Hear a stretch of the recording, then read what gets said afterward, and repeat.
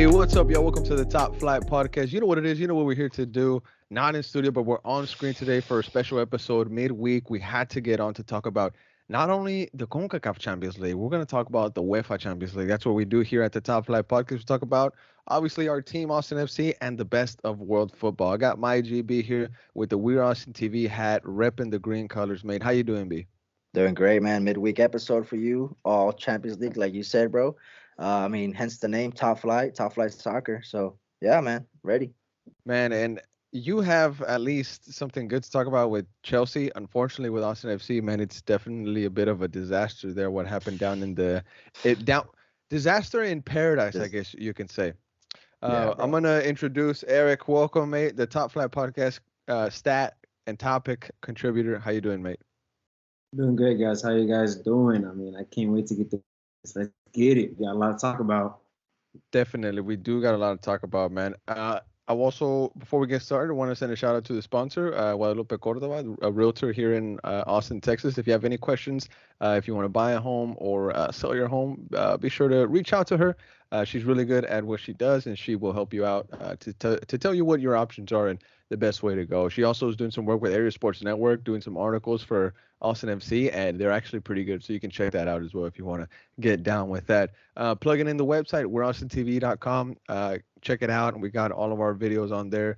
The vlogs that we have. We might have one coming up to the Houston trip. Make sure to be out on the lookout for that. Also, articles on there. We got some coming. Our writers are in the works right now, getting something ready for obviously the CCL disaster in paradise and the things that are here to come. So let's get into the Austin FC segment, y'all. B and Eric, take a dive with me. Dominican Republic, May Austin FC 3-0 versus Violet. Huge loss. The Violet goals came by Mr. Sherry. I hope I'm saying that right, Mr. Sherry. I'm sure we're going to find out soon. I think some Austin FC reporter, I think Jorge, is going to have some interviews with them soon. Hopefully they grant them for him. But Mr. Sherry scored in minute 13 and minute 39. And then Amro Tarek with one of the most unfortunate and confusing and really just abnormal own goals that you will see in a very long time. That happened in minute 47. I mean, being down 2-0 at the half, you come out, you think, okay, you know what, maybe we can get something going. And then boom, 3-0, it's a dagger, mate. It's a dagger. But I have a quote here from Wolf, and then I'm going to go to UB so we can get your take. He says, I have full confidence we can go home and still get a result. I have full confidence in the group that played tonight. I take responsibility for not having these guys mentally in the right space. CONCACAF is a different animal. We talked about it. We tried to emphasize that. We have some of that experience inside the group, but I have to create more tension in their mind and understanding what this game is going to look like. Now, that was Josh Wolf. That was the via the Striker Texas. You all know Phil West article right there. But B, going off of that quote, mate, a lot of fans are saying that Josh Wolf just didn't respect this competition, didn't respect the team Violet, the fans as well. I mean, Top Flight Podcast, Primo said we were going to hit him like a truck. Earlier this earlier earlier last month, Yeah, you said that we had gotten the best draw out of everybody. You said this was going to be boom, next ticket to the next round. You were like Jurgen Klopp when he said, where is the Champions League final next season? Book the hotel. That was almost you, mate. yeah. So come on, mate. Defend your take from the last EP. I mean, and also talk to me about Josh Wolf. Yeah, Josh Wolf's quote that you read there, bro. It's he's obviously taking the blame, or he's taking accountability for what happened. It's hard. The blame goes all around, not just him, but the players, especially Tadic. Just disgraceful. One of the worst defeats, if not the worst defeat in this club's short history. One of the worst performances by a single player that I've seen, not only in MLS but maybe just in general, man. Tadic had a horrendous game. And to my takes, to Primo's takes, look, man, it's CONCACAF.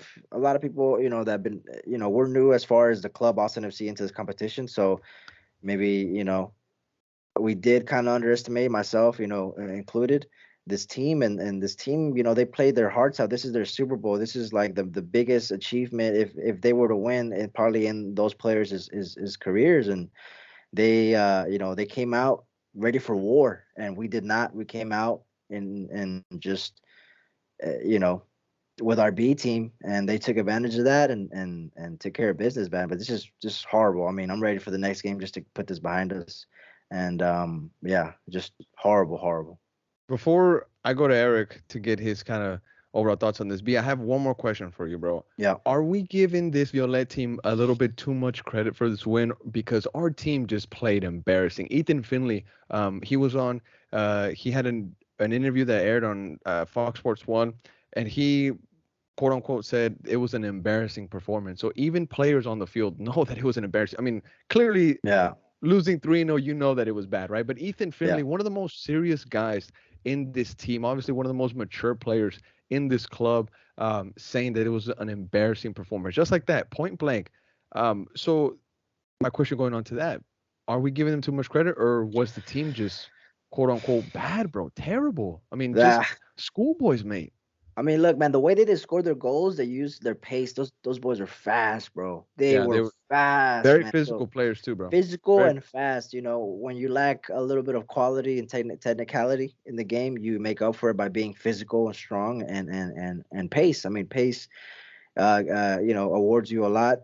Helps you with your errors, but the way that they dunked on those two goals, the first two goals to be 2-0, the way that player dunked on Tarek and just headed the ball. we're gonna Um, get to Tarek for sure, bro. yeah. Oh my God. The man, we're giving them credit because look, this is crazy. I mean, we made national lose, bro. Like this Haitian club beating us 3-0, made national news, made the MLS look bad. So Meme news, all that. they deserve the credit. So I don't know if we're overcrediting them, but also on your point too is that we just played horrendous, Horrendous, horrendous, bro. horrendous. Horrendous. But I think they deserve the praise. I mean, they deserve it. I mean, fair out. Despite us being the B team, despite Wolf maybe underestimating this club, I think the credit is deserved for them for doing what they did. So Credit to them, man. Credit to them for sure. And going into this game, obviously Primo was very confident. You said that this was going to be a bit easy for us. But last part, I said that we were going to get 100% from their players, and we were probably going to get a lot of 60s, a lot of 50 yeah, percenters, a lot of 75ers, and it we was saw that 5%, 5-1. Yeah, on the field, mate. And also, before we get into the lineup and maybe something deeper, I also want to touch up on, just playing some of these guys on the turf. We had said I had put out a tweet earlier before the lineup came out that there was some big names that were going to be left out. There was going to be no Leo, there's going to be no Ring, no Danny, and no Seba. Wolf was asked why he left some of those players at home, and he said he just didn't want to risk some of his players on turf. So, those yeah, the Sebas, yeah, the yeah, Rings, yeah. the Leos, right? And Danny's situation, he couldn't fly. You know what I'm saying? So really what I'm getting at with that point is the lineup that was put out there, mate. I mean, these guys were seeing the kind of situation they were in, mate, and we got a lot of 60% of effort out there, bro. Anything Yeah. you want to add on that, B?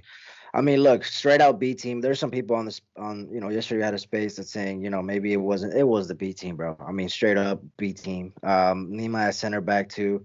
I mean, you know, he said this before the game, and I think he said this a couple of days before, maybe if not a week or two before that he was going to take the B team, Yeah, he and did. um, it's just a shocker, man. I just felt like with our B team, personally, I admitted it before. I'll admit it again. Like I also underestimated Violet. Just these guys are just playing for, but this is more than just a Super for them, And for our guys, this is just them trying to get, I guess see minutes on the field. For them, they're fighting for their lives. I mean, they want to showcase their talent. They went all out, and like you said, I mean, most of our players came in 50-60% while they win 120 130. Yep. Yep. Yeah, the travel, the civil unrest in their country, everything takes into account the situation. And yeah, I mean, there's not much to say, but I want to know what's Wolf's head, with the lineup. Is he gonna? He didn't take this seriously. Obviously, maybe, but in the other hand, like you would think that our B team would be good enough. Maybe he knew that maybe it wasn't, and he was hoping for something to happen. But I really, really do hope that, as from a fan point of view, that he does take this competition seriously. Um, homie Taylor from the Twitter space, he mentioned a couple of things about allocation money and building depth, and it's obvious now that our depth is not ready to compete in 4 competitions, and we saw that plainly in sight. I Oh mean, yeah. there's no way that our club has enough depth to be competing in these 4 competitions. And out of all the competitions that we're in, he mentioned as far as getting allocation money and building up a squad for the future in 4 or 5 years to have depth. And out of all these competitions, CONCACAF is one of those competitions that it doesn't give you that, and it doesn't it doesn't provide the resources or the I guess what do you call it, like The rewards, maybe, I rewards guess you could say. motivation. Like, what motivation does this club have to go forward and really treat this competition well, to sacrifice maybe not playing well against Houston or RSL in a competition where if they do play well against Houston or RSL and do play well in the MLS, that they can, I guess, be rewarded for future advances in the next year and get better money, allocation money or whatever, and build a depth squad. In CONCACAF, you don't have that. It took Seattle, it took an MLS club years and years, and over a decade to win this competition. They've won many MLS Cups. They've been very successful. They have the depth to compete in this, and we're just not nowhere near that yet, bro. So Yet, mate. Yet. yeah, but Keyword as a yet. fan, Keyword yeah, yet. yeah. But as a fan from the sport, you knowing the value that the competition has, the Champions League, best of the best. I mean, Leon is in here, LAFC is in here. I mean, Tigres is in here. You know, the, winning Atlas. this Atlas is in here. I mean, winning this competition crowns you as the best team in this confederation, CONCACAF, and that sounds amazing. I mean, that's for a fan point. This is probably priority, and financially and strategically wise, Yeah. maybe it's not for Yeah. Wolf and the club. Some fans think that maybe we should focus on just some other tournaments, just like you're saying, No. domestic tournaments. We might not be ready for that international stage, mate. We just not might not be ready. Eric, we gotta hear from you, mate. Obviously, a lot to react to what was just said by B and myself. Before we get into the lineup, real quick, I want your overall thoughts on what you saw last night because you're very critical of Austin FC. So, real quick, give us your thoughts on what you saw on the pitch while I get the lineup ready. I saw a very, very poor performance, man. These guys did not have any drive, any motivation. The first 5 minutes, they were going at them, pressing, pinging the ball into their box, attacking what we expected. And then once they scored that first goal, it was game. It just froze for them. They didn't know how to react. They didn't know what to do. And then Yolet just kept attacking and attacking and attacking, and they just had that link-up play. Austin had a few misplaced passes, and they had no communication. Fagundes looked a bit lost. He couldn't find who to link up with. Back line as well. They would go for 3 to 4 and sometimes, and it was just a bunch of confusion. But, I mean, personally, I think that Austin FC is going to come back at the Q2 because all the fans and the noise, it might get, Really? You of all people that have been so critical of Austin FC think that they're going to come back from a 3-0 deficit. You are saying that they're going to come back. Yeah. Yeah. Okay. Yeah. Right. Okay. I mean, Eric, you're not an Austin FC fan, right? I mean, You're not an Austin FC fan. Exactly. That's what I'm saying. You don't really watch the MLS much, and me and H, we're trying to talk you into, man. Come on, man. Come on. Join the Verde, join the Listos, but Embrace it, brother. Embrace it. But yeah, I mean, you're taking spot on. I mean, these players don't play together, bro. Like it looked like that on the field. Like, Diego was trying to do something. Tarek hasn't played with Lima, hasn't played with Adam, hasn't played with Sofiane hasn't played with Redes. They don't play together. Like, and then this Violet team, like you said, I mean, these guys they're like brothers. I mean, yeah, I mean, great point there. Right. I mean, Nick, well, you know what? Let's actually use that point to get into the lineup, and then we'll pick players to talk about because there are some interesting performances that we have to talk about to say that interesting is the word I'm used to just to keep it on PG 100%. And also there's some positives that we're going to talk about because there was some good stuff on the pitch, believe it or not. So let's get into the lineup real quick. Hector Jimenez started. I mean, first of all, Brad Stuber started at goal, which I mean, I saw the picture of him traveling, but I thought maybe we were going to see another keeper. But then I really sat down and thought about it. And I was like, no, Austin FC has to secure the goal at least. At Yeah. least we have to secure the goal. So Stuver is going to be in goal. And yes, he was in there. He got a 6.3 match rating, even though he ate 3 goals for dinner, uh, Haitian goals. And then in the defense, in the left back position, we had Adam Lunkovic, who gets his first start. Welcome to Austin FC. He got a few minutes versus Montreal, but they were like very minimal. He got a 6.2 rating there on the left hand side. Amro Tarek with one of the generational disaster class. I mean, I don't even know what to call this guy's performance. It was disastrous, bro. 6.1 rating, own goal, injured, taken off the pitch. Have here he was taken off the pitch in. Minute 66, he was subbed off for Mr. Kip Keller. Nick Lima was center back, y'all. Nick Lima at center back next to Amro Tarek. I couldn't believe it whenever that hit the social media by Austin FC whenever they posted it. Hector Jimenez was at right back. He had a 5.8 rating. I mean, he just looked like he wasn't ready for this match. People on the space were saying that he looked like a player that had really lost his legs. It looked like it was, Yeah, time for him to. he was He getting was cooked. he was getting He was getting dusted, mate. cooked, He was man. getting Yeah. dusted. In the midfield, we had a pair of yellow cards, Sofiane Jeffal and Johan Valencia. Both had similar match rating, 6.8. Sofiane played all 90 minutes. Johan Valencia was subbed off. And then in the attack, Ethan Finley, Diego Fagundes, who we were saying he really had no help, couldn't create anything with the people around him. Rodney Redes on that left-hand side, and then Maxi Urruti up top. Now, one thing before I want to get into Amro Tarek B, I want to ask you this first, mate. Wolf said that he wanted to take care of his, quote unquote, important players, I guess you could say, right? That's why he Hmm. didn't bring Seba. Danny Hmm. Pereira obviously can't come. Alex Ring. You don't think Diego Fagundes is maybe a player that Josh Wolf should be thinking about? Man, I don't want to risk this cat. I don't want to risk this guy going down to Haiti. He could pick up an injury. I mean, they just gave this guy a big contract, re-signing. I mean, Yeah. maybe he's the guy that's supposed to create here, but what do you think on that? I do agree. He is one of our key players for sure. But he's playing winger for us. And maybe Josh Wolf. Josh Wolf is ultimately going to look at taking a B squad, but he's going to have at least one of his talisman in. And I think Diego was that choice out of all those people, out of Diego all was those players. sacrificed. Diego was the guy to be chosen. And plus, as far as depth wise, we got Finley waiting. Also, we got Redes waiting. Also, had it been Leo to get hurt or something, I mean, we're already struggling in center back positions to begin with. Yep. And Ring also is going to be important for us. So someone had to be I see what you're the saying. main guy. Someone had to I do see it, what you're and saying. it fell all on Diego. And just it's almost like he hung him out to dry as far as like being the main man to take the squad. And like Eric mentioned, these guys don't play with each other. So that Yeah. was a big task of him to be the main guy.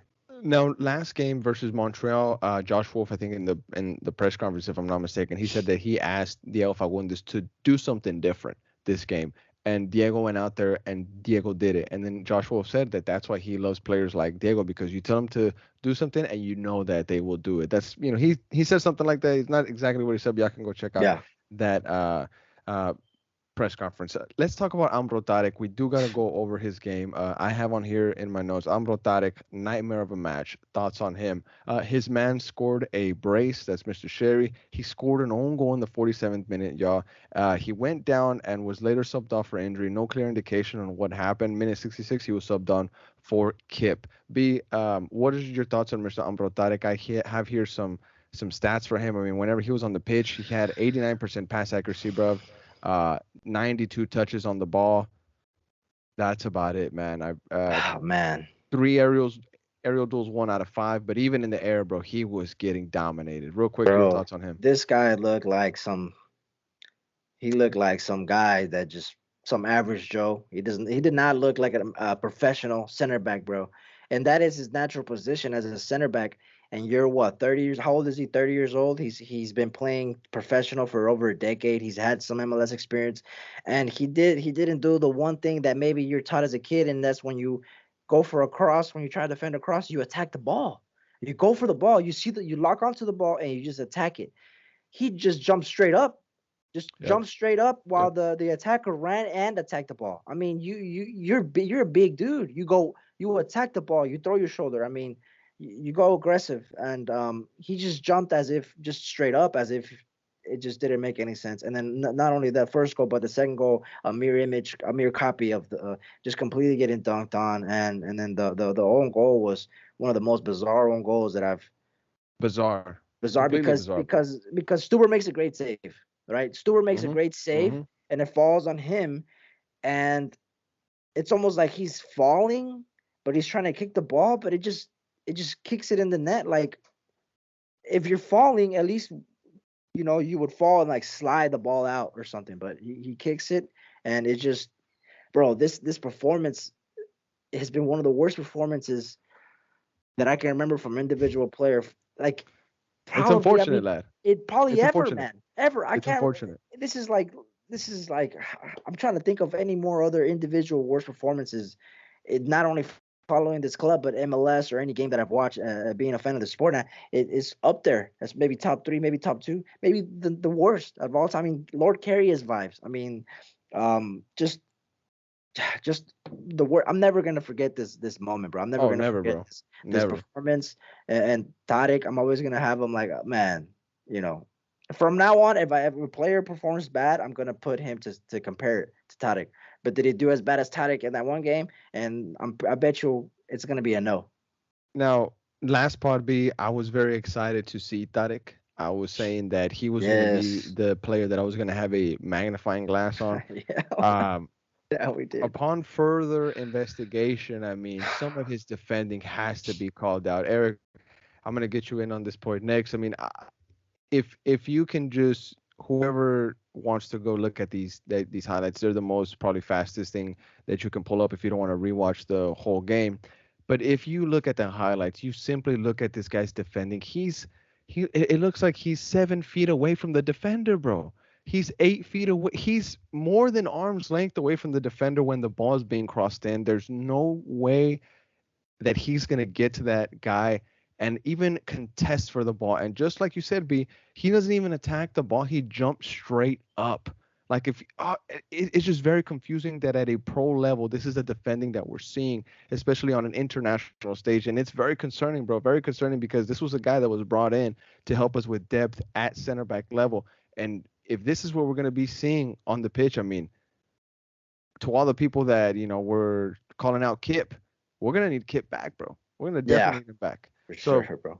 Eric, talk to me about Amro Tarek's defending, bro. What was your take on his game and that Dominican Republic disaster? Go ahead, Eric. He looked scared. He looked What? he looks Okay. he plays way too deep, and you seeing Montreal's game, I will see like the defenders, the CBs coming up, pushing with the attackers. When they had a counter, they would push up. Tarek was always he was always the last man, giving me Maguire vibes. Just you have to deep. Harsh, mate. Maybe a bit harsh. I mean, Maguire prior World Cup, because Maguire had a hell of a World Cup, mate. Exactly. Yeah. Yeah. The fridge Maguire. You mean the fridge Maguire? Yeah. The fridge. The guy who pays off his bail. That one. Go ahead, Eric. Okay, sorry. Yeah. So I saw him, and yeah, you guys were right. He just jumps up, and the guy was just as tall as him, but he did not look stronger than Tarek. And I was surprised when it came as a shock when I saw those 2 goals come in. They came out of nothing, and those should have been cleared. But I mean, and then he got injured, and I believe that came from playing on turf, and maybe he had the jitters or something. But I mean, it was really poor. If they had Ring back there or Leo, it would have been a whole different story.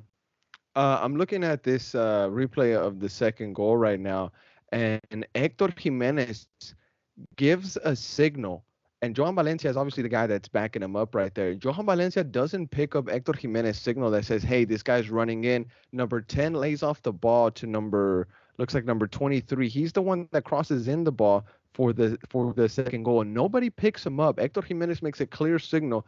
Johan Valencia backs Hector Jimenez to mark one man, and they completely ignore the run coming in. The number 23 crosses it in, and Sherry picks up his brace. Now, on this second goal, Amro Tarek, he contested a little better. I'm not gonna lie. He he at least goes body to body with them. But even then, I mean, these Violet players, this guy in particular, Sherry, he just bullied Amro Tarek, and I'm very concerned. Just like how Bali says he's concerned with Rigoni, I'm concerned with Tarek and really our center back situation.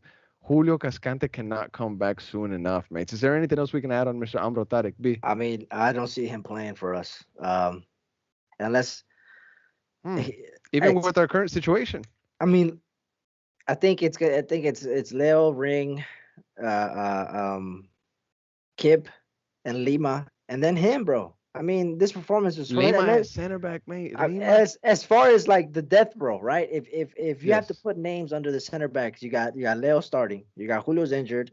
He would be next to him. You got Ring, Kip Keller, Lima, if anything, and then him. I mean, of course, you want to give this guy another chance. Like we said Kip Keller, we want to give him to get minutes and put this performance behind him so he can move on, move forward. I think we're gonna have to at least give Tarek that maybe in the Open Cup or something, find a spot somewhere to at least get him another bit of minutes. It's that's fair to say. That's fair enough. I mean, one of the worst performances ever, but we said the same thing about Kip, and I was like, all right, we got to give him minutes as well in a different situation, not in a turf, not in the Dominican Republic against this Haitian club. So we'll see. I mean, but as far as just having that little bit of data, bit of glimpse of his performance, I don't see him being a long term.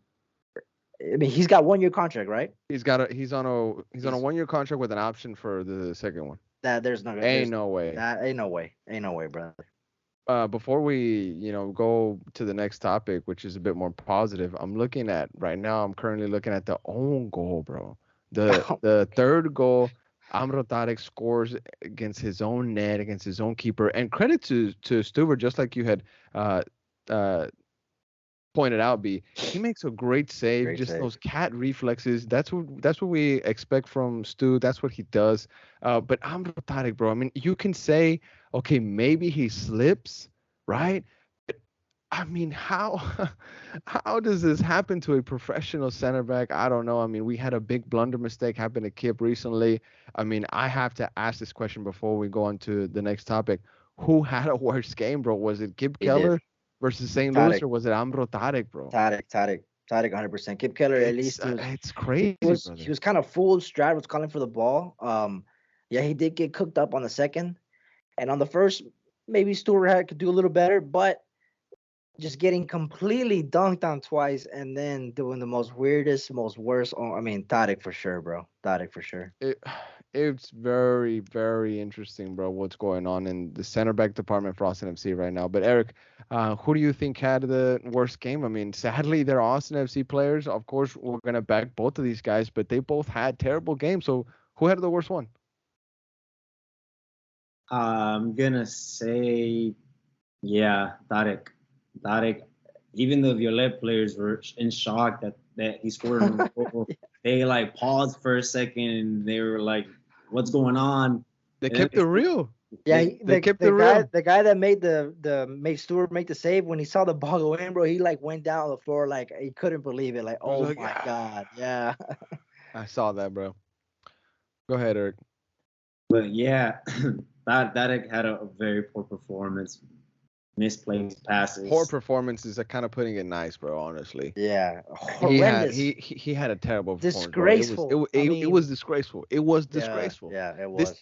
This is going to follow him to the end of his career. I mean, he's 30 years old. I don't know for how much longer he's going to play, but he didn't have many highlights on YouTube as it was.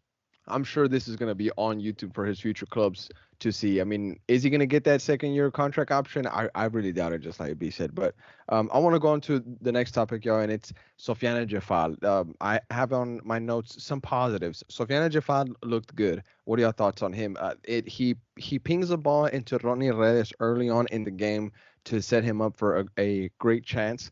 Ronnie Redes does a really good job himself, putting it down with his chest, great control, sets himself up for the shot. Unfortunately, he kind of slices it, and the ball was always opening up to the right, and the linesman picked up his flag for offside. So even if it went in, it probably wouldn't have counted. He was off. But Sofiane Jafal, really impressing, putting in some really nice balls. And also, I want to highlight him on this play. He's the one that steals the ball in Violet's box. He lays it off to Gallagher, who then passes that deadly ball to Maxi in the 86th, 87th minute when we finally have that first shot on goal that unfortunately just slams that crossbar, you can say. But Sofiane steals that ball, and he opens up that ball that creates that chance for us to at least get one back. We don't get it, but some positives there. B, what can you tell me about this young lad that is in our club, and definitely a kid that we're going to build on for the future, for sure? Yeah. I mean, for sure, the only sort of positive, like you said, the only sort of bit of positivity or any performance was him.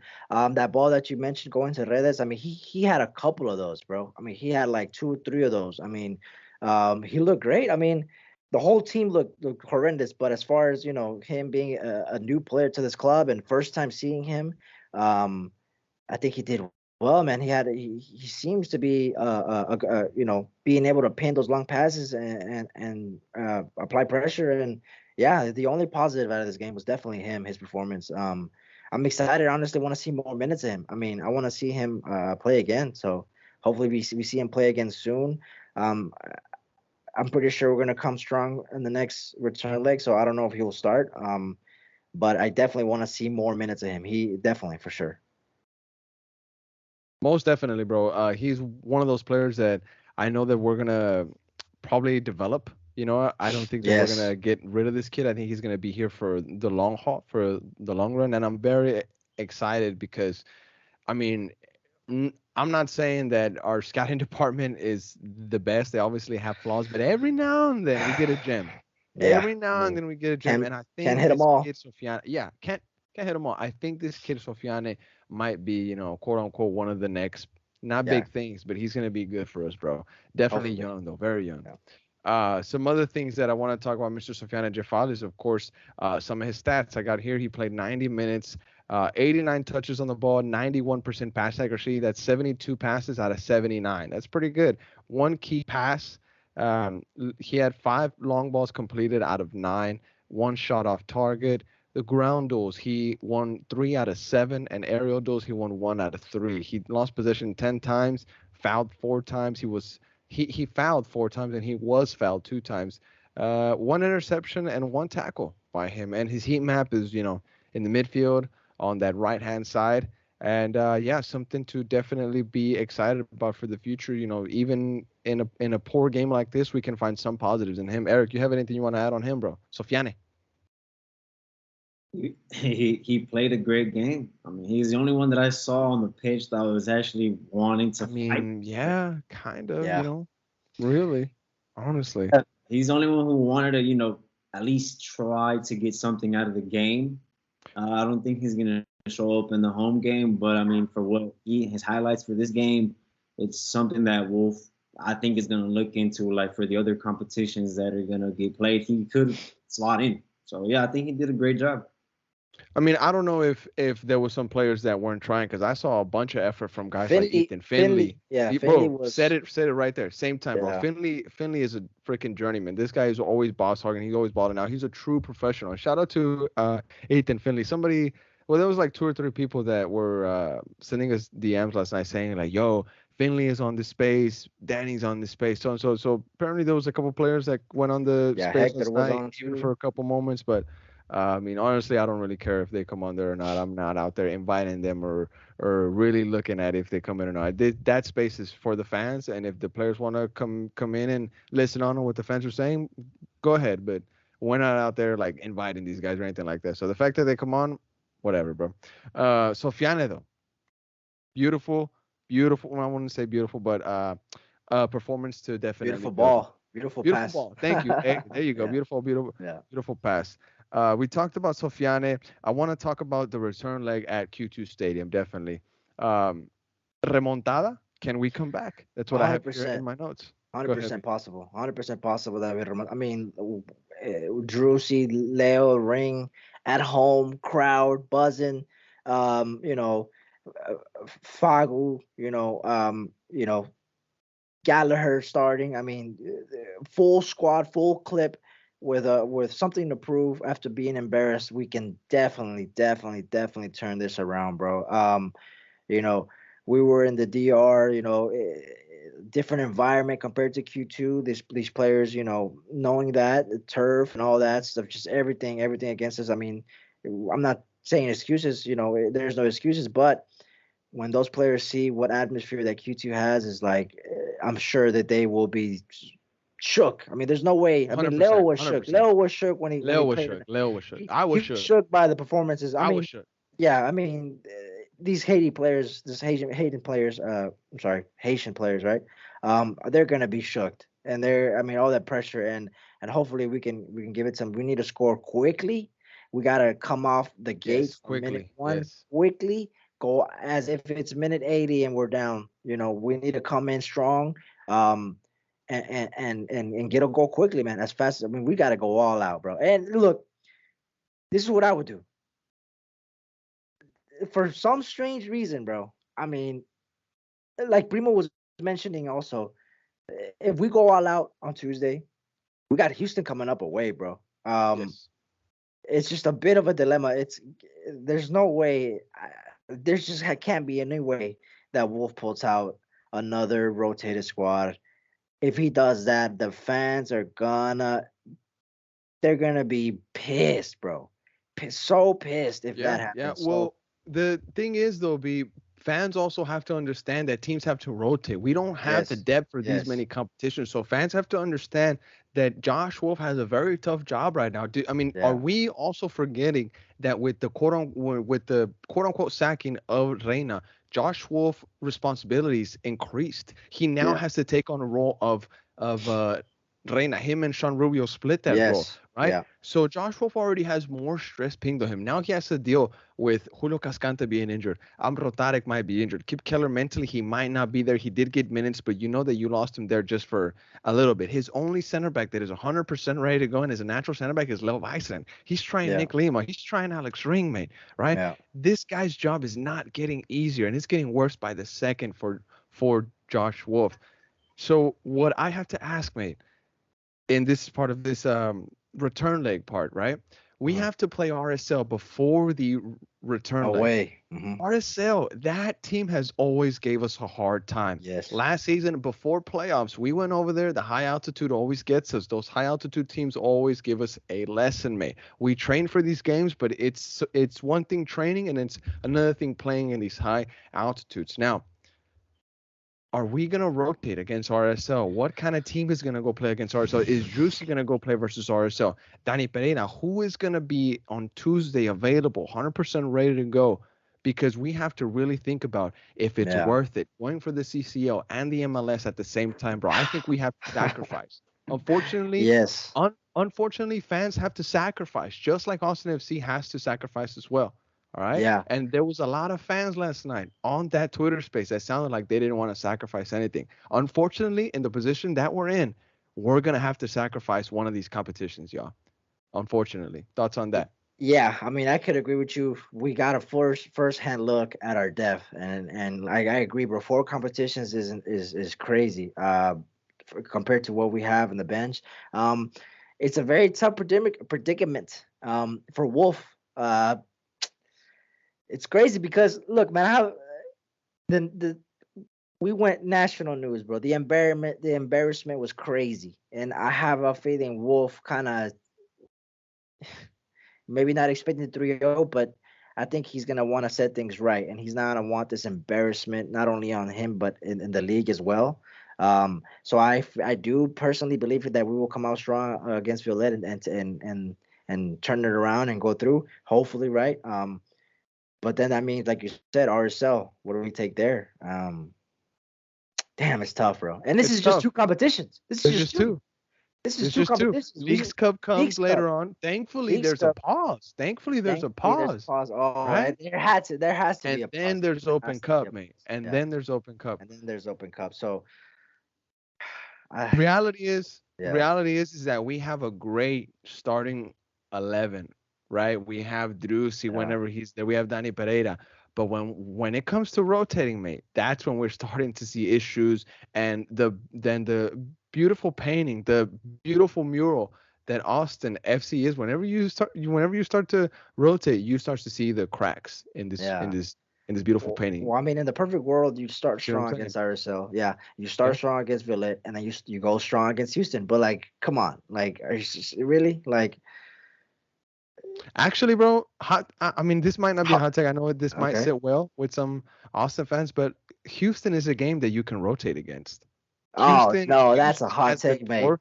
Houston has been poor. I think we Yeah. can field a team in Houston that's rotated and they can perform well enough. I mean, this is a poor Yeah. MLS side. You know what I mean? And I think that's a game that you can rotate against. So go all out as much as you can with this RSL game and this return leg at Q2, and then rest the key players against Houston. Maybe bring Drusy on in the second half or something. But Yeah. that game against Houston is where I'm looking at as a pit stop, as a rest Nah, stop bro. for I some of these disagree, players. mate. I disagree, mate. I I know, I disagree know, I know. because of the rivalry. The rivalry of Yeah, Houston. yeah, If yeah. if that's the case, then let's rotate against RSL. Like, I'd rather rotate against RSL and then rotate against Houston because I mean he rotated against Dallas our second year. I forgot Yeah, what year, yeah, and it caused I mean, it was yeah. just the Texas rivalry. And you got a point. Like, Wolf isn't looking at rivalries and what the fan wants, and what he's trying to do the best thing for his squad and his club. And maybe he rotates against Houston, but like, it's gonna be hard to please the fans. But if I had Yeah. to choose, I would rotate against RSL, go all out against Violet, and then right there Okay. carry on that. If we turn it around against Violet, carry that momentum onto Houston and beat Houston. And it's just my personal fan. Like, we need to beat Houston, bro. I don't know. It's just a Texas rivalry, and we got to, bro. All righty, mate. Let's see, Eric. Anything you wanna add on to that, mate? Everything that was just said.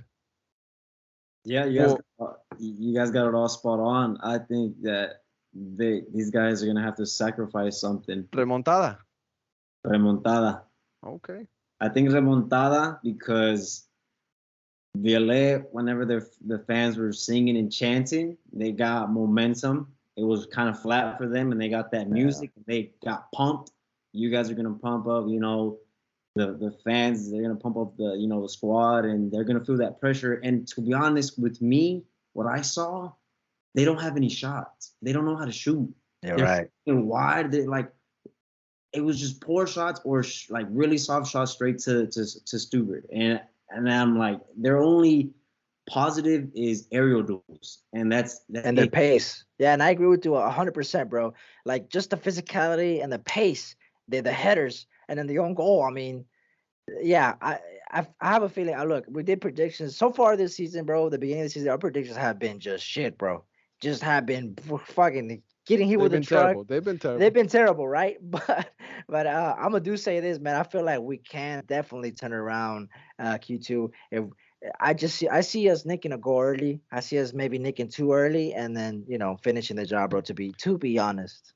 If we get a goal in the opening 10 minutes, mate, Oh, it's over. it's game on. It's Bro. gotta be. It's gotta be, bro. But check this out. If they get one, we have to make 5. Yeah, they're just going for the one. Yeah. They're just gonna go for the If one. they If that, get one, if that. Yeah, but it's even gonna be then, tough. if they get one and we have to make 5, I still think Drusi can inspire us, bro. Actually, with this point, we can transition into Europe because we were actually talking about this. Enzo and Chelsea, they make that comeback versus Dortmund, and you know that Enzo and Drusi are boys. River played days way back, right? Drusi has to be inspired by this, mate. I mean, Chelsea and his buddy pulling it off. I think if Austin FC can get 3 goals, bro, send it into extra times, there's something there, bro. 100%. Yeah, bro. but I mean, you wouldn't think Violet would part of the bus because then you're just giving the ball to Austin and they're just gonna keep trying until they score. So I think we got this, bro. I think we're gonna go through. One more thing important to note is that Jorge Iturralde on his show, he had reported that I think it was some CONCACAF officials had allegedly told him that the Violet players' visa issues were resolved and Violet might travel with everybody to Q2. So that's going to be very interesting. A lot of fans on Twitter saying that they want that that they would rather than play, right? Yeah, Other yeah, yeah, fans saying like, no, I don't care. Like, let us go to the next round, right? yeah, yeah. So No, I mean, there's some whatever fans that happens, happens. there were some fans that were saying forfeit. Yes, forfeit, forfeit. Yeah, Us I forfeiting, saw those which to clips. me that was absolutely insane. Look, yeah, there was issues with the match, the visas. Maybe they would be forfeiting, and then if they forfeit, we go through. And to be honest, if that were the case, which according to what you told me right now, then they're going to be coming. But if for some reason they don't, I mean, I'm like, all right, good. That's music to Wolves' ears. That's music to me personally. We'll go through, Yeah. But if they do come to Q2, I think we can get the job done. And yeah, I still think we can get the job done, bro. I know despite everything, despite the embarrassment, we know it was a B squad. We know personally as fans Oh, it was a B squad. See, bro. maybe, and we do Maybe. know that if Tarek, if you put anyone, if you put Kip from the beginning, I personally don't think we go down 3-0, bro. If you put Yeah. Ring there, Yeah. I don't think we go 3-0, bro. So 100%. I think we 100%. got this in the return leg, bro. 100%. All we need really is 2 goals before the half, and it's game on after It's that. game on. Yeah, it's Eric, game. real quick, anything else you want to add on that last bit that we just talked about? Spot on. I like I was saying, if their target man, their main man is number 10. If he gets locked down, that's already one issue taken care of. Yeah. Their attackers are not any problem. Danny in the middle, controlling the pace with Driussi and Fagundes, they're gonna control the midfield. Music to my ears right there, Yeah, bro. music. Plus, I mean, Music to my coming from ears. a non-Austin FC fan, yet Yet. we're working on that. We're But working on that. if they, for some reason, they can't make it or something, they have to forfeit the match. I mean, we're gonna get so much shit, bro. Oh, So much 100%. shit from 100%. everybody. And I said this. I said if that does happen, it is an embarrassment. I get it. Ha ha ha. Have your laughs, make your memes. But Yeah, as an Austin FC fan, and as as I hope, well, this is what I hope that the Austin FC players' mindset is move on, focus. move on. If Yeah, we make it to the next round, guess what? We're in the next round. So you gotta focus about being there, bro. You gotta yeah, leave everything behind. Whatever happened last week, or last match happened last match. And if that's the case, Austin FC just says, you know what? Put your pants on and move on, bro. the way I see it is, I rather us not have to play. They forfeit, we move on, and not risk any players, than have to go and just try to prove a point that we're better, because that's the only way we're gonna know to play them. But it was our B squad, bro. And Tadic's mistake is just, yeah. I'd rather us not have to play that extra game, rest up, go all out RSL, go all out Yeah. Houston, and then see who we play in the next round. So Yeah. Just last on this, in the next couple of days, I'll drop like a predicted lineup or something like that for the fans to either agree with or disagree with. Right here put behind me, Tadic in there. Yeah, put you Tadic in there. right here behind me, you can't really see it, but I got the March schedule. Yeah. Um, Tuesday, the 14th of March is when that return leg at Q2 will take place. So make sure to get your tickets. We're gonna need everybody there, y'all. We're gonna need the stadium to erupt, because that's the only way that we're gonna come back, man. We Yeah. have to stun these Haitian players, because they're not used to playing in an environment like Q2, and we really got a shot at being that powerful 12th man and helping our boys complete that comeback. Everybody had their laugh with Austin FC. Ha ha ha. Yeah, we sent the league back 30 years. But if we come back, I'm cashing checks, mate. Yeah. I got receipts. It's gonna be gnarly, and I believe in this teammates. Yeah. Let's go on to the European segment, boys. We're gonna talk Chelsea first and Dortmund. B, this is your club. I was telling you Chelsea might be back. I was watching Kai Havertz perform, bro. Joao Felix perform. Chilwell, flojito, didn't really like Nah, this game. nah, Chilwell. I Chilwell, love Chilwell. Chilwell, probably Love one of the Chilwell. worst on the field for me, but Nah, I'm Kai not gonna Havertz, disagree, bro. brother. Yeah, but no, Kai Kai Havertz Havertz. for sure. Go ahead, bro. Go ahead. This Um, is your moment. I mean, look, man, I watched this game comfortably, put on the Chelsea jersey, and I really really watched the game and took it in, and I liked what I saw, bro. Chelsea, honestly dominating in my opinion. I mean, we dominated the first leg, to be fair as well, and we ended up losing, but um, dominating the ball. Kai Havertz looking well. I mean, Chilwell, everything that we kind of had going forward was coming on his side on the left, and Reece James obviously is back. Joao Felix hitting the post. It's almost like Joao Felix hits the post every game, bro. Every game he hits the post. Like, I'm not shook that we had this performance, because the story of Chelsea was we can't put the ball in the back of the net. This is the first time that we've scored 2 goals this year, bro. So yeah, I'm going on the first goal. I mean, you could say it was luck. I agree. Sure, it was luck, right? Sterling completely missing the ball, and then a lucky bounce off the defender off him, and then he just banged it in with power. So good. I give you that. Good. It was luck. And as far as the second goal for Kai Havertz, the penalty, it was a handball, clear handball. As soon as I saw it, I knew that VAR was going to get involved and turn it. And then, Kai Havertz, of course, missing the first penalty, getting cleared out, but there was encroachment, and rightfully so. Again, that's what VAR is there for. So, and then Kai Havertz having the cojones to take it again, to say, nah, man, I missed the second one, I'm taking it again, I'm making things right. And it was a beautiful free kick. I think he just did the same thing he did on the first one, except he actually scored it. So, oh my God, I mean, this means so much, bro. From buzzing. The You're past buzzing. And months, actually, bro. yesterday, Yeah. bro, last night on the Austin FC Twitter space, we had like 4 Chelsea fans that were speakers at this certain moment, and I made a Chelsea comment, and there was a bunch of blue hearts that went up. Blue hearts everywhere. There's a lot of Austin FC Chelsea fans. There's a famous Chelsea bar here in Austin, right, B? There's a Haymaker is a Chelsea bar, home of the Austin That's Blues. the official Chelsea bar. Yes, official Chelsea bar in Austin Blues. They go there every game. They're out there. I couldn't make it out. I was trying to make it out to this game today, but I couldn't. I watched it at home. But I will be out there soon, hopefully.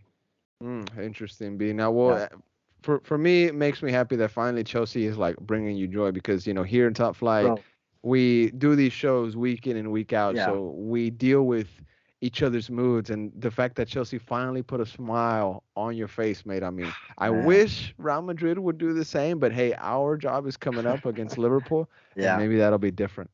I mean, I just want to say that the performance is not crazy. To be completely honest, bro, the West Ham games, even the Leeds games, the first leg in Dortmund, we dominate. In my opinion, we dominate. We have the more shots. We look more lively. I think we looked better as a team, but we just cannot finish the ball. And I think, despite everything, we're a team that is due a 3-0, is due a 4-0, is due the floodgates opening. It's coming. I can feel it almost. So when we play with any team, just know that this team is gonna come in and create. We might not be able to finish. That's the question. The thing is to put the ball in the back of the net, but we will be creating, and we will be taking this game to any team. So I'm excited for the next round. Our position in the Premier League is dire. I mean, we're in 10th, 9th. I mean, it's a long stretch for us to even be maybe pushing top 4. I mean, it's, who knows? Maybe we could turn the tide, right? But being in the quarterfinals of the Champions League, mate, we'll get to the other games, but the other teams that went on, if we were to draw AC Milan, Benfica, I mean, I like our chances, mate. So potentially this could be a turning tide in us, is what I'm saying. And I was a big Potter in guy, and I held on, and I was at the Leeds game. I was texting the group chat saying, man, if we lose this Leeds game, I think he's getting the sack. I think so. But he just managed. We got the dub, and then this performance on top of that. So this might be it, bro. This might be it, man. We might be turning a tide here. And that's what I got. Let's go. Be definitely optimistic with his Chelsea boys turning a tide. We'll see. Potter in. I mean, we're gonna see if that patience proves, because there was some shouts of Zidane. There was some shouts of who was the other name? Zidane. There was one more. Pochettino. Poch. That's what it was. Yeah. So Eric, what's your just thoughts on Chelsea really right now, and how maybe turning this tide? Go ahead, mate. I want to congratulate Chelsea. I love to see them win. I think that personally, as a United fan, I think that they are the best team in London. Fans will not like it. I agree. It's gonna be. This is where it all turns for Chelsea. This is their all right. Let's pick it up, and I think they're gonna go on a good run, and I think that they're gonna go up and fight. We're gonna win the Champions League. Oh, We're mate, gonna win the Champions League, mate. you guys, I don't think so, mate. I think if you guys get AC Milan, that's easy money. Semifinals on the bag. Bro, if we get AC Milan, the way that they played against Tottenham 0-0, they got the first goal and we'll get to that game if we want to this way. But if we get AC Milan, bro, I mean, come on, man. We're looking at potentially semifinals in the Champions League. And if all the criticism that we've been getting, all this Potter out, all this, like, we can't score a goal, that drives us. And we'll see. We might draw Bayern and then shit changes, bro. Yeah, I like seeing Potter's energy. Man, the 7th minute, Havertz is just going. You guys were going ham on them. We were going ham, bro. We were going ham, yeah. And they were shook. And if you look at the highlights on YouTube, it was all Chelsea. It was all Chelsea. And then, I mean, to be fair, Royce had a good free kick that Kepa saved. Good save by Kepa. So there's that. I mean, you know, Michael Royce, I forgot he even played in Dortmund. I was like, oh, shit, Royce. Yeah. Hey, you know. I mean, boys, yeah. let's go on to the PSG Bayern game. That was the other big heavy hitter that went on. Obviously, Bayern Munich took care of business. I mean, if you thought PSG was going to come around, I mean, get real. You know what I'm saying? Story. Like, Bayern Munich cleans them up. I think the aggregate was officially 3-0, 3-0. Choupo-Moting scores and Gnabry, right? Gnabry scored that goal. Hopefully, I said that right.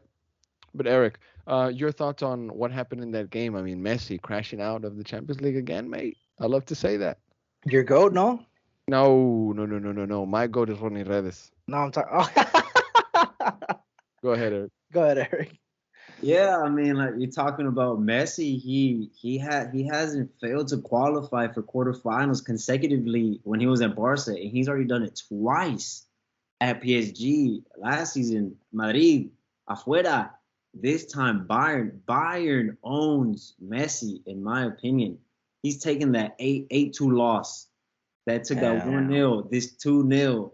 And you know what's funny to me is that Choupo-Moting left PSG to go to Bayern and then scores on Bayern and on PSG and eliminates them. And it's just and then there's like, I saw Jamie Carragher talking about, hey, Mbappe, leave it.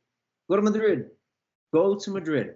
It's better for you to go over there. That's what should have happened before the World Cup, bro. That's what should have happened. That's what should have happened. You know what's crazy? Things were said. Go ahead. It's crazy how, like, coming off the World Cup, Messi and Mbappe in the final, they're in the same team, bro. Like, what? I mean, it's just crazy, bro. I mean, Neymar gets injured in this exact moment almost if not every year, bro. Every year in the round of 16, the quarterfinals, he hurts his ankle. Every year, bro. I mean, he's missed just as many games, if not games that he's played. I mean, all that money spent on him, all the money, they can't buy the Champions League, bro. This is the same story, different year for PSG. It's almost like it's deja vu. Okay, this is around the time Neymar's gonna get hurt, and then boom, he gets hurt, and same story, bro. Same story. PSG can't buy the Champions League, and I agree. Mbappe should definitely leave this club, and if he wants to win any silverware, man, because it doesn't seem like he's gonna do it with PSG. Definitely, mate. Honestly, I mean, I don't really have much to say on both of these teams. I just really care about Kylian. I want Kylian. I said stuff. I said that I was never gonna want him at Real Madrid. I called him a rat. All these things. You know, I said that he was after money, and I take it back. Kylian, come through, mate. Come through. Come experience what true glory is, mate. True glory. Please, over here, brother. The other Champions League games that went on, boys. Yes. Talk to me. Just Benfica absolutely destroying Club Brugge. Club Brugge, did they sack their manager? I'm not 100% sure, but Benfica flying despite losing Enzo. You know, you would think losing Enzo would have any effect. No, it looks like they are flying as well. Club Brugge just completely laying over for them, and they're on through. I mean, another team, honestly, despite their dominance, another team that I'd fancy Chelsea play. But yeah, I mean, there's not much to talk about. I mean, there was a couple great goals. Club Brugge's goal was awesome. Nice goal, but there wasn't enough. And Benfica go through. I don't know if you have anything else to say on that. Club Brugge official Scott Parker has been sacked as manager of Club Brugge. Parker has been fired twice in 1 year in 2 different countries. Also, I have here from ESPN FC, Benfica's Rafa Silva gave his man of the match award to Gonzalo Ramos after the young striker scored twice and picked up an assist against Club Brugge. Yeah. Boom, right there. But yeah, major headlines right now for Club Brugge is that Scott Parker is sacked. He was appointed. Okay, so in August 2022, Bournemouth fired Scott Parker. March 2023, Club Brugge fires Scott Parker. Yeah. This stock is down. Down, mate. One other Champions League match that we definitely have to talk about, mate, is the AC Milan versus Tottenham game.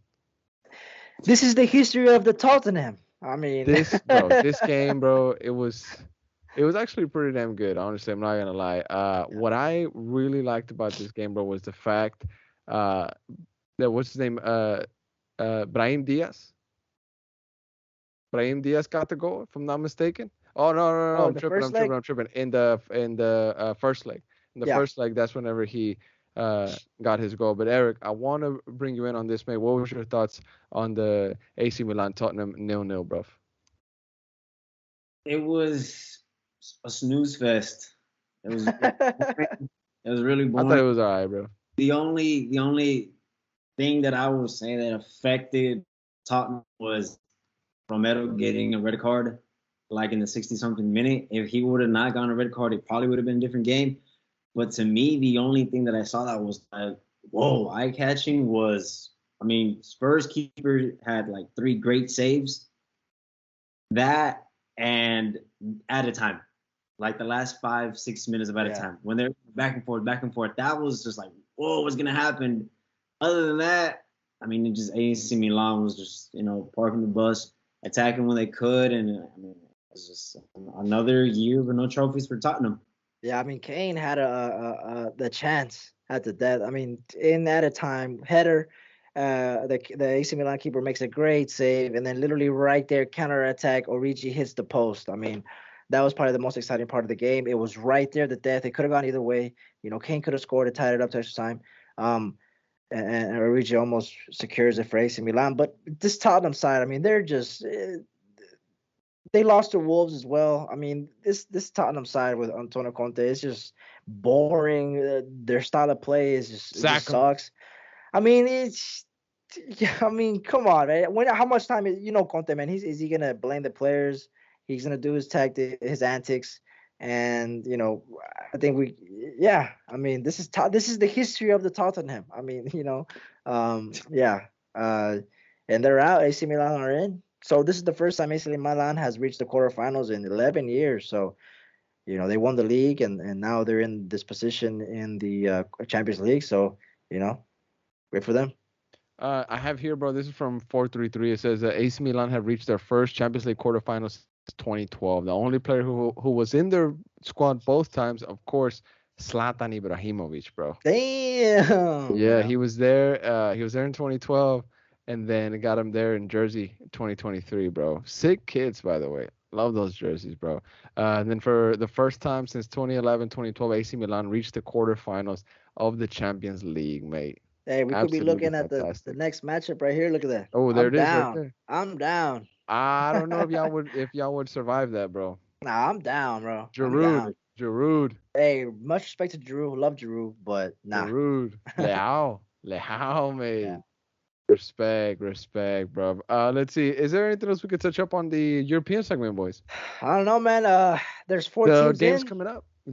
How about that? Yeah, I mean, Chelsea, AC Milan, Benfica, and Bayern are through. So half the quarterfinals are set, man. Next week we got the rest. So next week the games that are going to take place: Porto Inter. That's Tuesday, March 14th. The aggregate there, Inter is up 1-0. Then we got Man City and Leipzig. They're 1-1. That's Tuesday, March 14th as well. Napoli versus Frankfurt.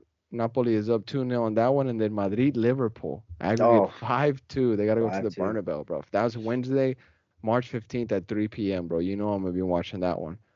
Yeah.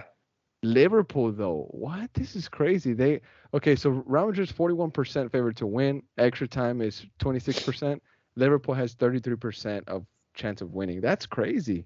Well, I mean, the 7 smashing that they gave United, you would think maybe if they could almost replicate that against Real Madrid, there's glimmer. I mean, look, if Liverpool can make a goal early, it's game on. In my opinion, in my opinion, I mean, the way that Madrid are playing in the league, they 0-0. I forgot who they played. I can't remember. But 0-0, the shaky form that Madrid is in the league, Liverpool coming off a just complete dismantling of United. You never know, man. You never know. Honestly, I'm excited to see if Madrid nicks a goal. It's done. It's done. Eric, anything you want to touch up on the games that are coming up next week? I want Madrid to destroy them. To destroy them. 17-0. What? I want a revenge, man. I want a 5-0 beating. You want a 7-0? You want a 7-0 beating? Yeah. Yes. I want to laugh in their faces, man, because I mean 5-2 at the Bernabeu, you're not coming back. Like, I mean, El Madrid in La Liga, I get it, not the best, but in La Champions, they're different beasts. They're different monsters. Something turns up and they become monsters. And I think that Liverpool's gonna try to fight, but I mean that's Madrid going through.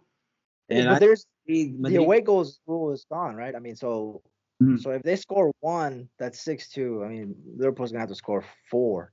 So yeah, it's a wrap, bro. It's a wrap. It's a wrap, bro. Jurgen Klopp, there's this really funny meme that says Jurgen Klopp says, we're going to surprise Real Madrid at the Bernabeu. And the reporter says, how? Jurgen Klopp says, we're not going to show up at the Bernabeu. Bro, when I saw that meme, that made me laugh so hard, bro. I was like, just don't even bother showing up, man. It's done. It's a wrap. Get them out of here, bro. I hope they get their refunds off the hotel they booked for the final. Jurgen Klopp is a fraud. He's a liar. I'm sorry to the Liverpool fans. Respect to the Liverpool fans, except Jamie Carragher. But everybody else, yeah, cool. Anything else we want to add, mate? No, man, I'm ready. I'm ready for the RSL game for Austin. I'm ready to see the guys again. Put this embarrassment behind us. So. We'll see, mate. I mean, hopefully the game takes place. I want it to take place. If we win, we win. If not, it'll be a harsh learning lesson, but a much needed learning lesson, bro. Hopefully Josh Wolf takes some of these games more serious into the future. But hey, if we have to rotate, then us as fans, we have to understand that these things are gonna take place. Well, we won't understand, man. You know us. You know the fans. Oh, yeah. Fans are awesome. I love the fans. I love the fans. Yep. Boys, thank you for being here. It's been a little bonus episode of the Top Flight Podcast, a little midweek. If the fans like it, if the listeners like it, we're going to be dropping some more midweek episodes. So be on the lookout for more, and we'll be back soon. Have a good night, y'all.